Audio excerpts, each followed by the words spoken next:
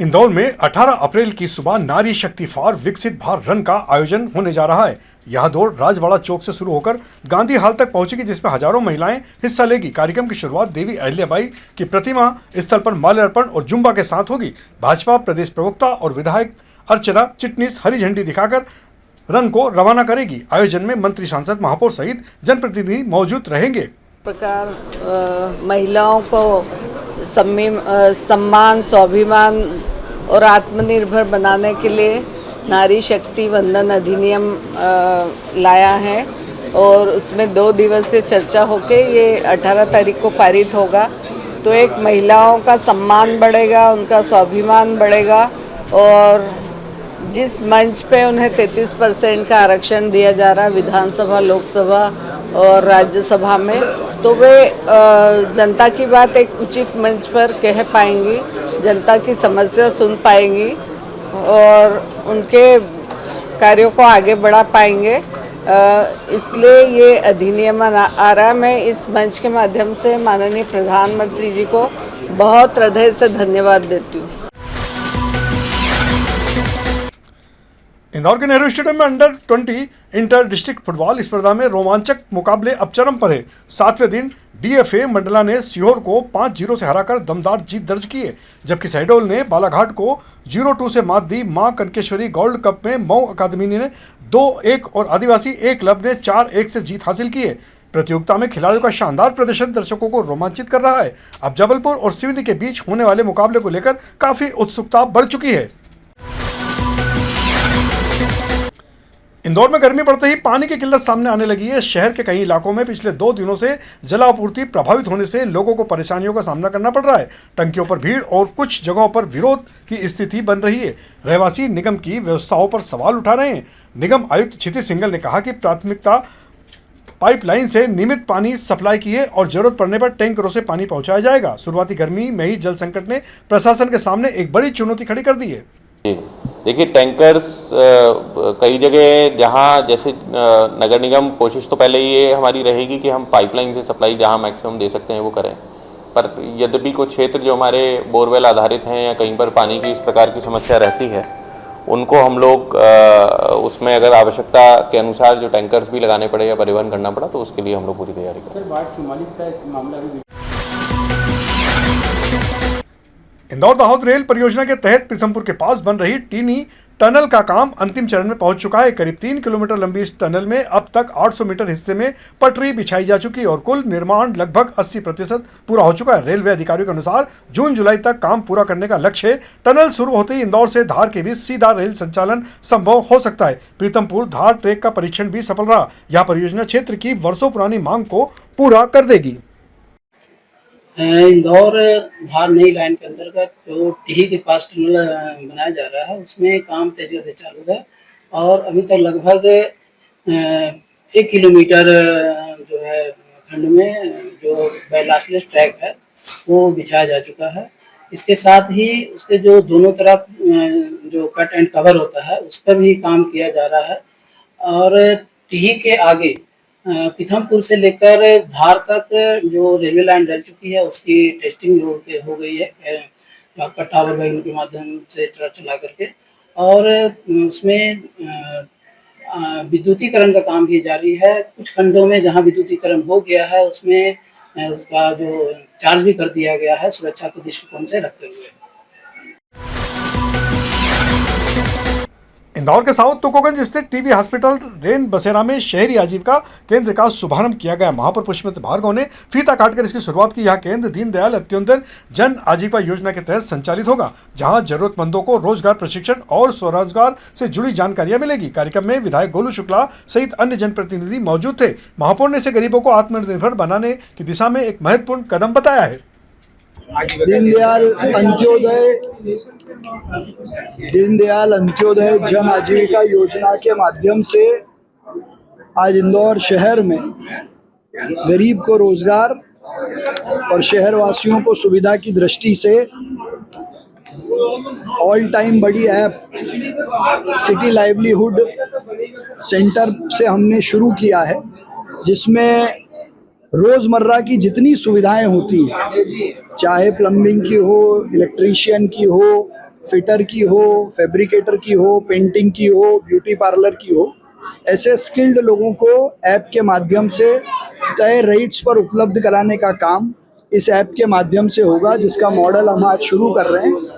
जिस तरीके से ऑन डिमांड कचरा कलेक्शन है, जिस तरीके से ऑन डिमांड फूड डिलीवरी है, वैसे ही भारत सरकार और डॉक्टर मोहन यादव सरकार के नेतृत्व में घर घर तक अच्छी सुविधाएं पहुंचे, अच्छे कामों की उपलब्धता हो, उसके मॉडल ऐप की शुरुआत हमने की। अगर ये सक्सेस रहा तो इसको पूरे शहर में लोगों के लिए लागू करेंगे।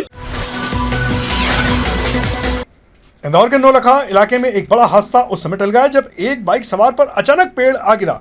घटना प्रकाश नगर क्षेत्र की है, जहां पूरी घटना सीसीटीवी कैमरे में कैद हो चुकी है। फुटेज में साफ दिखाई देता है कि बाइक सवार सड़क से गुजर रहा था, तभी पेड़ गिरने से वो उसकी चपेट में आ गया। राहत की बड़ी बात यह रही कि युवक ने हेलमेट पहन रखा था, जिससे उसे गंभीर चोट नहीं आई और उसकी जान बच गई। इस घटना के बाद हेलमेट पहनने की अनिवार्यता को एक बार फिर सामने आ चुकी है।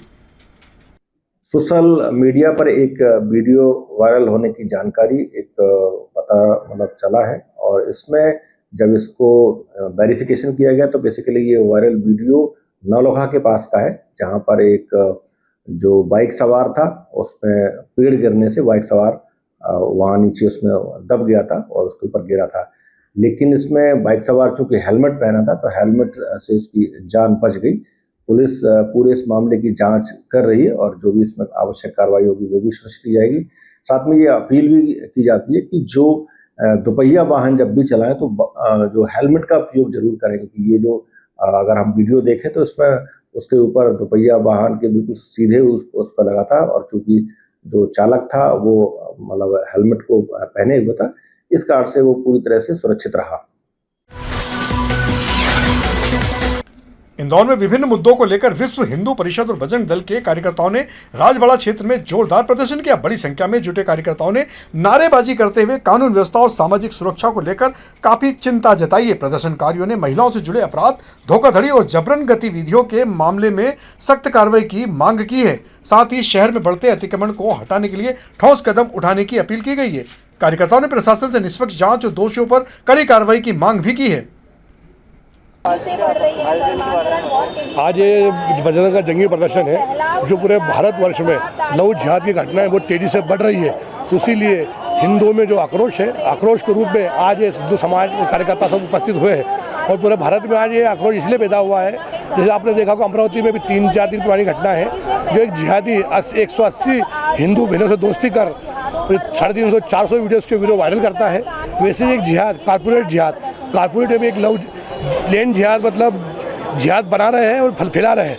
वहाँ पे अपने मुस्लिम युवतियों से हिंदू युवतियों से दोस्ती कराकर, उनसे दोस्ती करके, उससे नाम छुपा के दोस्ती करके उनको जिहाद का शिकार बना रहे हैं, उनका शोषण कर रहे हैं। इसीलिए आज पूरा बजरंग दल आक्रोश के रूप में चेतावनी दिया है मंच के माध्यम से, ऐसे जिहादी समझ जाए, नहीं तो आने वाले समय में बजरंग दल इनको रोड पे पीटता है, बजरंग दल के आने वाले बजरंग दल के समय कुछ ऐसा कर देगा जो इनको इनने सोच के कल्पना नहीं कभी नहीं की। परवीन नरेकर, बजरंग दल, इंदौर विभाग से हो।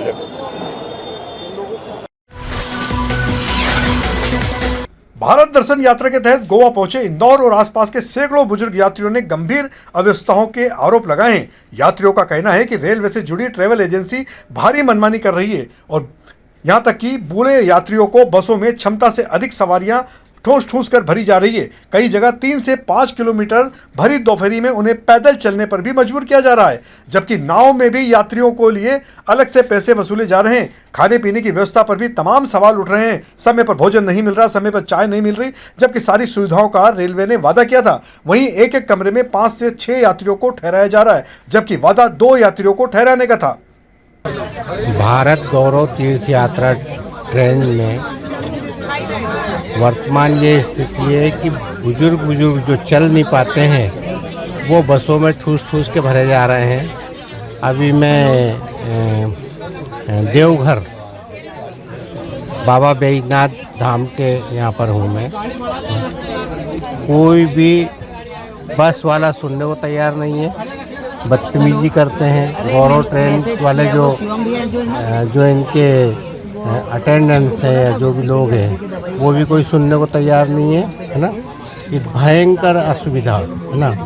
सब अपने अपने पैसे से इधर उधर सफ़र कर रहे हैं। पानी गिर रहा है, बुजुर्ग लोग गीले हो रहे हैं, परेशान हो रहे हैं, असहाय हैं, कोई सुनने को तैयार नहीं है ना। परेशान हो रहे हैं, नाम इतना करते हैं, पैसा इतना लेते हैं, कुछ भी ढंग की कोई सुविधा नहीं है ना। गर्मी इतनी भयंकर है, पर एक एक रूम में 5-5 लोगों को रख रहे हैं। इंदौर के देपालपुर तहसील के ग्राम चांदेर में जमीन विवाद तूल पकड़ता जा रहा है। पूर्व सरपंच के बेटे लोकेंद्र पटेल पर रजिस्ट्री से अधिक भूमि पर कब्जा करने, धमकी देने और जाति सूचक टिप्पणी के आरोप लगे हैं। शिकायतकर्ता देवकरण ने प्रशासन से कार्रवाई की मांग की। अपर कलेक्टर नवजीवन पवार ने मामले में संज्ञान लेते हुए एसडीएम और तहसीलदार को राजस्व रिकॉर्ड अनुसार कब्जा दिलाने और जरूरत पड़ने पर पुलिस बल की मदद लेने के भी निर्देश दिए हैं। हम गांव चांदेर के निवासी हैं। हमारी पुश्तैनी ज़मीन पर गांव के पूर्व सरपंच के बेटे लोकेश पिता महेंद्र पटेल ने अवैध रूप से कब्जा कर रखा है।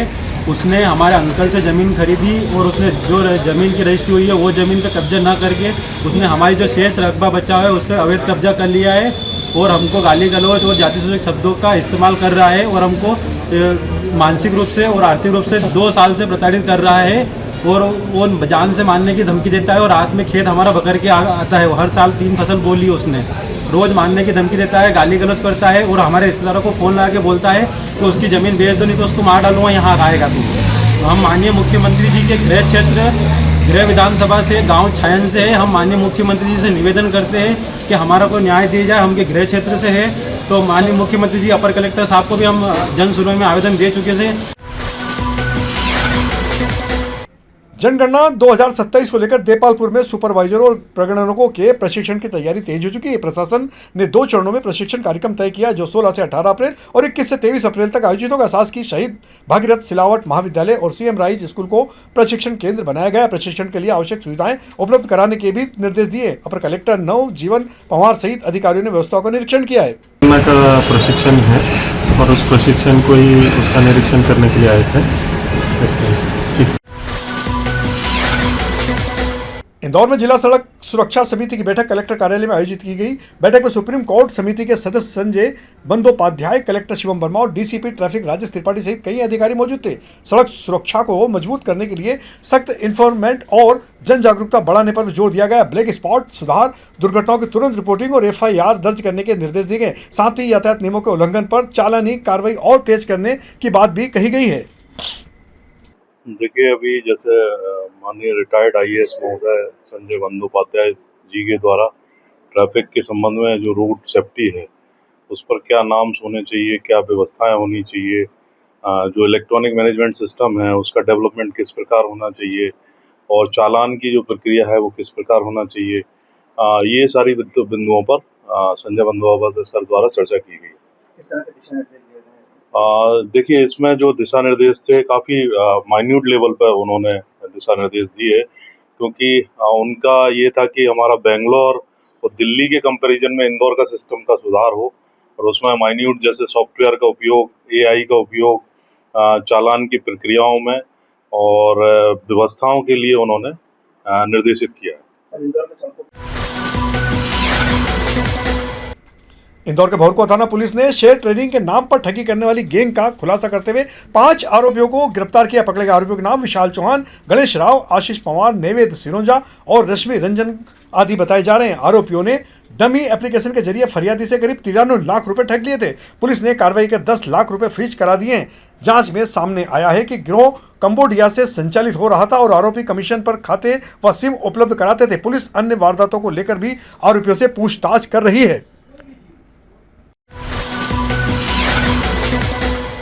इंदौर के चंदननगर थाना पुलिस ने ऑनलाइन शॉपिंग के जरिए ठगी करने वाली एक बड़ी गिरोह का पर्दाफाश कर 2 आरोपियों दीपक मोहर और उसके साथी ऋतिक गुप्ता को गिरफ्तार किया है। आरोपियों ने अमेजन से एप्पल कंपनी के महंगे प्रोडक्ट मंगाकर डिलीवरी के दौरान असली सामान निकालकर नकली वापस कर दिया, जिससे करीब 14 लाख रुपए की ठगी हुई है। पुलिस जांच में सामने आया कि आरोपी फर्जी प्रोफाइल और वर्चुअल नंबर का उपयोग करते थे। मास्टरमाइंड ऋतिक गुप्ता को जयपुर से पकड़ा गया है। पुलिस अन्य आरोपियों के मामले में भी पूछताछ कर रही है। और अंत में कार्टून झूठ ना बोले, हमारे लोकप्रिय सांदैनिक समाचार पत्र दैनिक दोपहर के कार्टूनिस्ट जयंत लाखे के द्वारा अपनी कला के माध्यम से एक खास विषय पर कार्टून के माध्यम से कुछ संदेश दिया गया, जिसे आप स्वयं देखें। तो यह थी हमारी आज की प्रमुख खबरें। खबरों का सिलसिला आगे भी जारी रहेगा। इंदौर से जुड़ी ताजा और महत्वपूर्ण जानकारियों के लिए आप हमारे दोपहर न्यूज चैनल से लगातार जुड़े रहने के लिए सबसे पहले इसे सब्सक्राइब करें। यदि आपके पास भी कोई महत्वपूर्ण खबर या जानकारी हो तो आप दोपहर न्यूज चैनल पर दिए गए नंबर के माध्यम से संपर्क कर सकते हैं। धन्यवाद।